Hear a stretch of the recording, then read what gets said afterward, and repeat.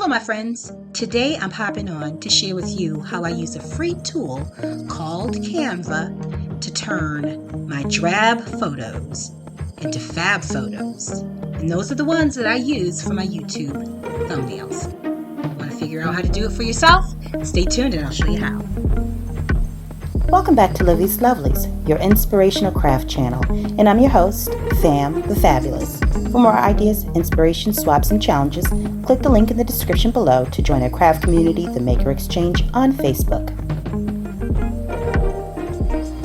Alright, so when I first got started on YouTube, I would put a picture up that I've taken of my project, and that would go up as my thumbnail. I might add some wording to it using some random font, but I quickly learned that there was an art to the thumbnails because it is what drives your traffic to your channel.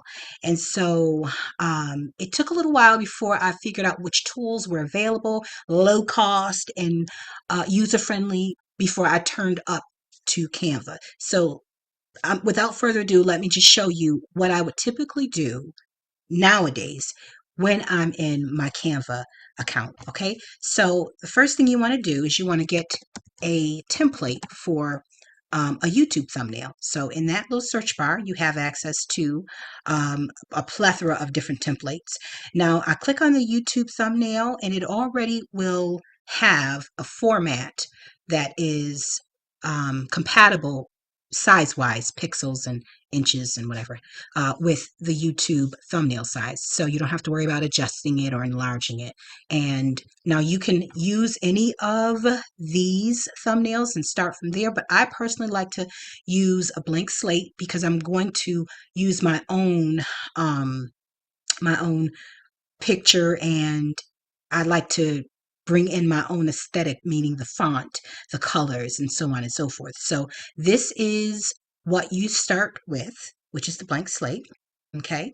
Now from here is where I will bring in a photo. So you go to the upload over here.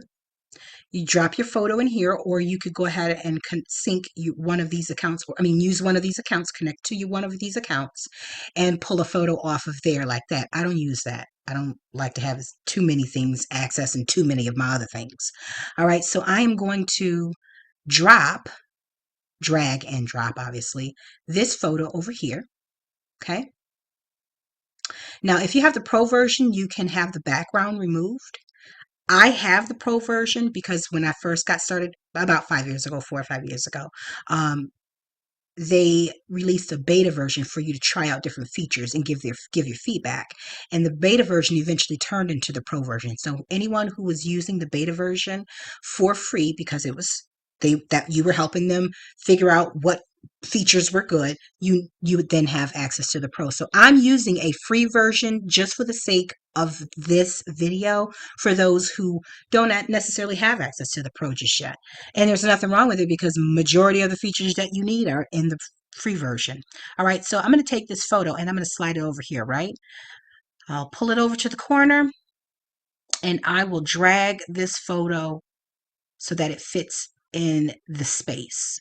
Now, the photo's all right. It's cute. It's cute. This is from earlier this year or last year, one of the two. However, I've got little spots on my workspace here, and I really don't want that to show. So I want to enlarge it anyways. And I think I want my lettering to go over here. So I'm going to end up covering up a portion of this, but let's focus on the photo. Okay. Now the photo, if you click here on the photo, there's an option right here to edit your image. Now let's go through and see all of the options that you have to edit your picture. Now I'm already going to brighten it, but I'm going to tell you right now, when you brighten it, certain parts of this photo is not going to be what you want to see. So let's just, here we go. You see? All right, so I've brightened it because we want the lighter portions to show. We don't necessarily want the glue spot right there to show, but we've got a fix for that. We're going to come back in and increase the contrast. You bring the brightness down just a bit. And so here we have, it's a little bit brighter. It's probably too bright. Okay. I'm just going to go ahead and adjust that a little bit. Now it's also a little bit blurry.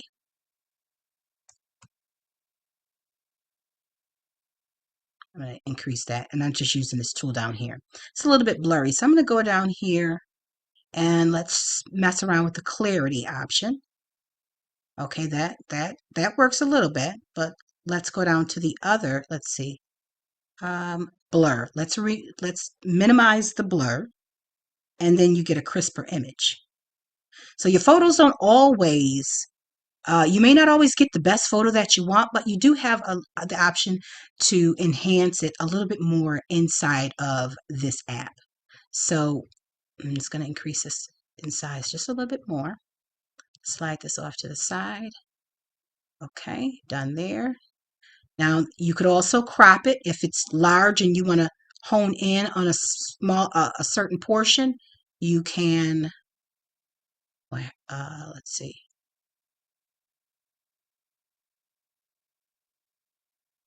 Actually, you would have to do that with the original photo. So cropping, you would crop the original. Before you enlarge it, you would crop it. You see? And then you would get another portion of the picture. But going back to our original photo. Okay, and so the next thing I would do once I have the photo somewhere where I want it, I'm going to go ahead and add some text onto here. Now, Canva has a large array of different font types. So because I'm using the new version, it has so many different pop-ups, but bear with me. So I've already added a text box here. Okay, so just so I could see what it's looking like, I put it here. Now I like certain font.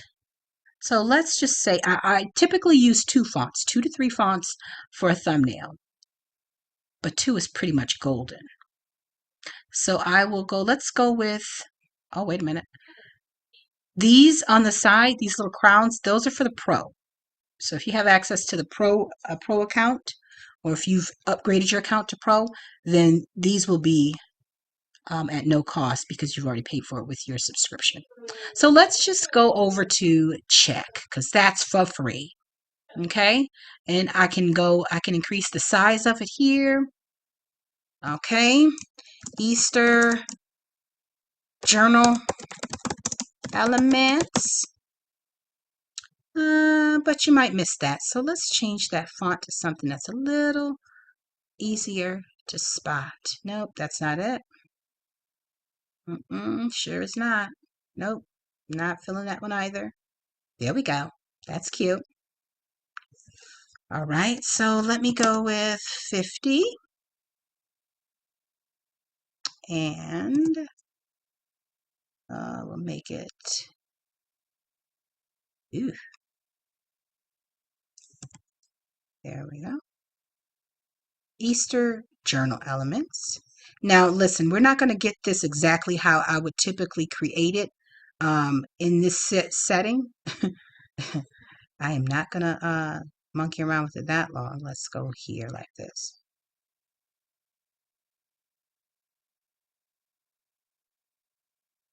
Let's see what we get here.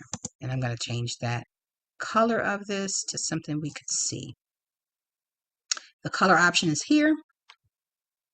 And I'm going to go over here and see if there's a color that works with this. Possibly. No. I typically would put it all in one right here, and then maybe a different color in the spots where it's a different. Well, actually, I'm going to show you a trick for that. Okay. I'm going to center that. And We're going to bring it over here.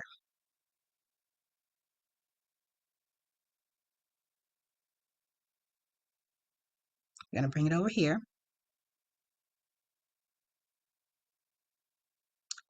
Change the spacing so that it's, nope, not that one. The line spacing so that it's a little bit more together. Okay. And we can add some effects to it. Now we can go with a background like that for the font. We could do something like that. The sky is the limit.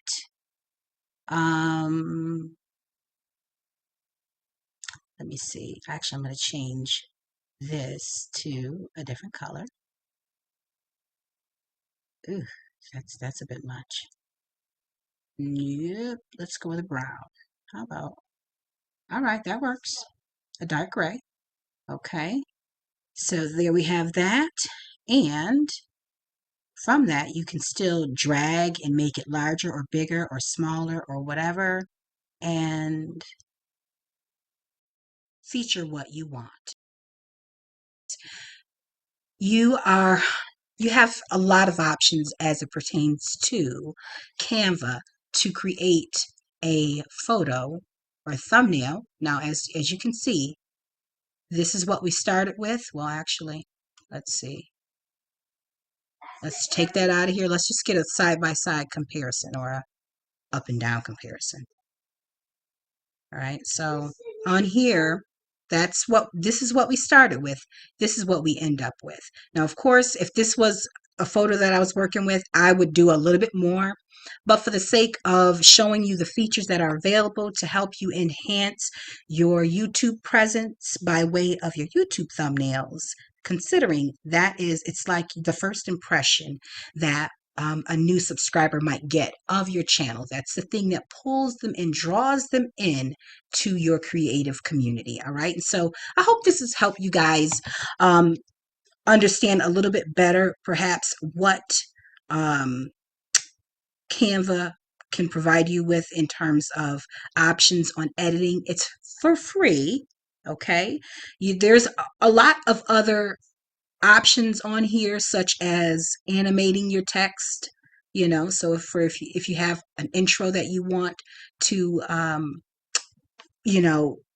make part of your video, those are some options. But if you haven't already created a Canva account, I would encourage you to do so if you have an interest in growing your YouTube channel. And so if you liked this video, please give it a thumbs up. If you have not already subscribed to my channel, now is a great time. I have not uploaded a lot of how-to videos with regards to growing your YouTube channel, because to be honest with you, I've just started growing my own YouTube channel, but nevertheless, I'm here to assist. And this was actually a video that was recommended by one of our viewers here. And so I'm always happy to share with you my knowledge in hopes that you would continue to share it with others who may be in need of a little bit of assistance. Now, with that being said, listen, thanks so much for watching. And until we're back here together on Patreon and YouTube, my friends, stay encouraged, stay blessed, stay creative and crafty.